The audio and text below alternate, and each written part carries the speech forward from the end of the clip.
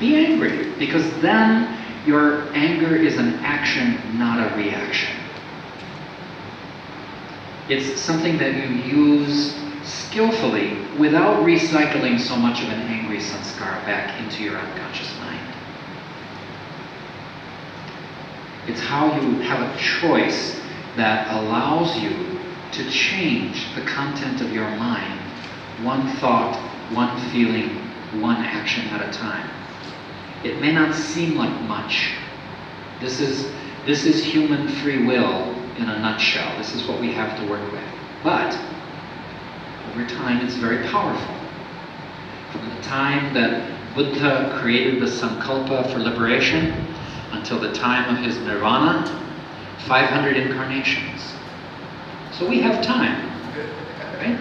If it takes Buddha 500 incarnations, we have a few incarnations to work with.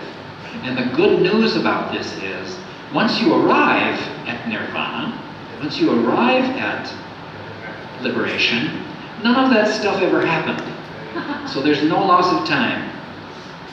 The loss of time is only part of the play, the illusion. So don't worry about taking the time to do your sadhana. Taking the time to become mindful, to open your heart, to learn to love more. Because God knows this world needs all the love it can get, especially in these days, and especially in my country. Oh, crazy place, crazy place. I'll tell you a story about this in my own life. In my clinic, we had about 13 clinicians working together in our organization. And after several years, some very deep organizational issues began to come up. And people were having lots of strong emotions. So we hired a consultant to come and work with us through this process.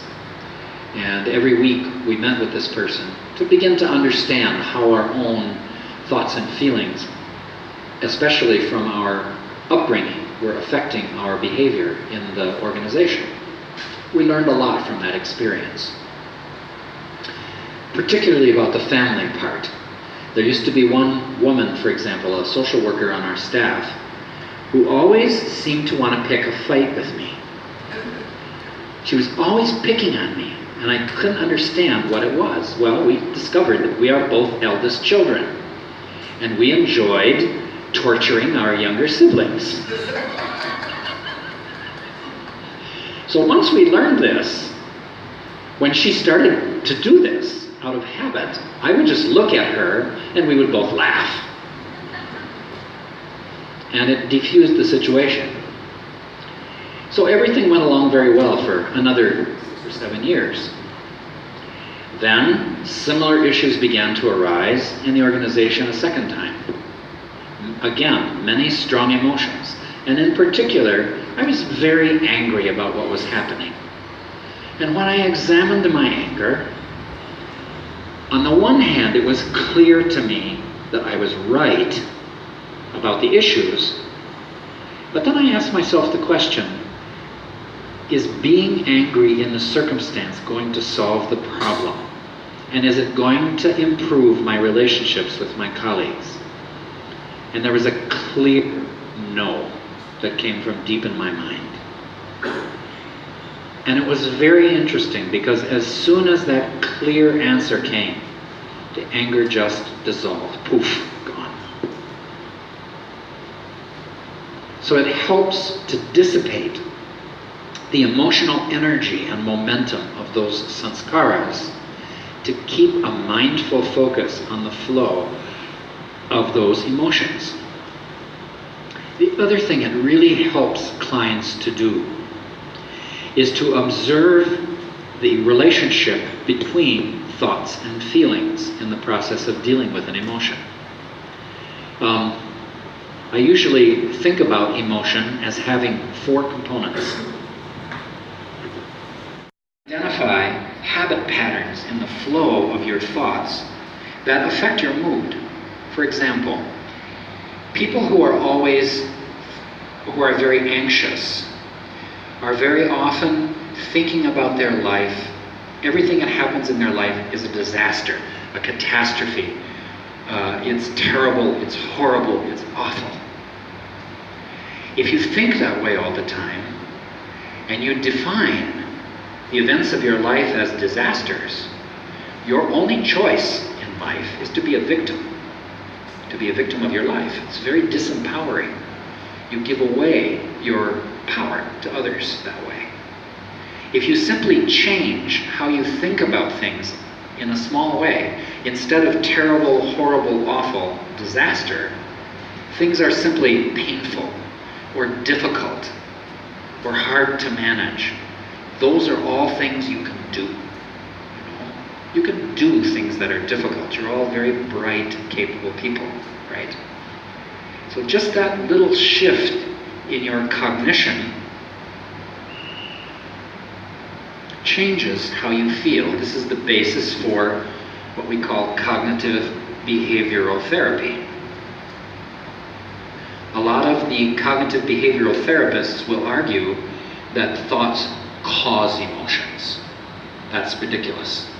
There are many other aspects of emotions, but they certainly are related to each other. And changing how you think does shape how you feel. Very powerful tool.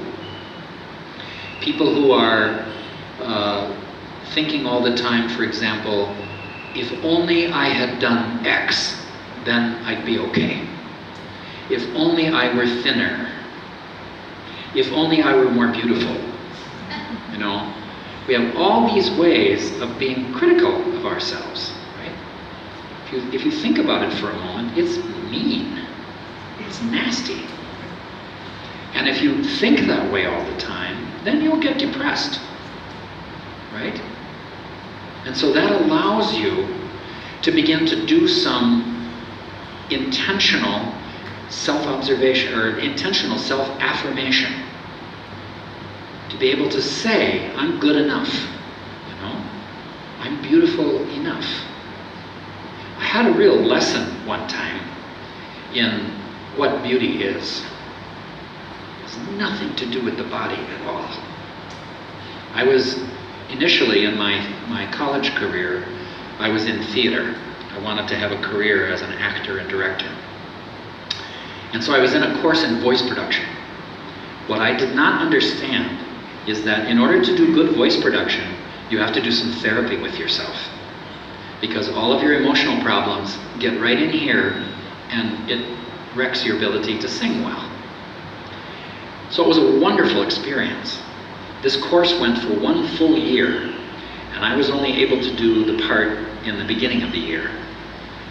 There was a woman in this class who was a very conventionally unattractive woman. And she stayed in the course for the entire year.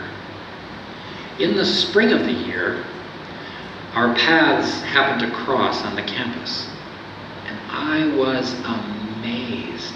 She was radiant, beautiful, attractive.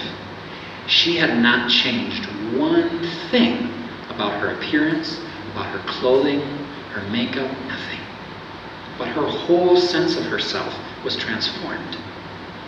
And that kind of inner beauty is what comes from this effort to gradually modify some of those critical thoughts that we carry with us.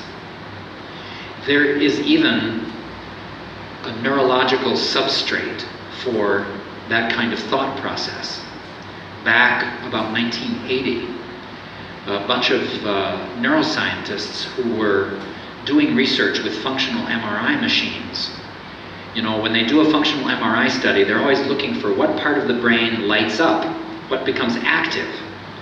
Well, these guys were very, very clever. They said, okay, everybody looks at what's active, let's look at what remains passive. And they found this whole complex of structures in the brain that go quiet whenever your attention is focused on something. And they called this part, this system in your brain, the default mode network. And in subsequent research, what it appears to be is the part of your brain that carries all of your habits, your conditioning, your habitual thought processes. All of these sorts of things that add up to our bondage in life. And so by becoming mindful, by practicing breath awareness and maintaining that mindful awareness, you keep that default mode network in the background of your functioning. And gradually over time, you reshape it by doing these kinds of intentional things, like reshaping how you think about yourself and about the relationship between your thoughts and emotions. It's very important.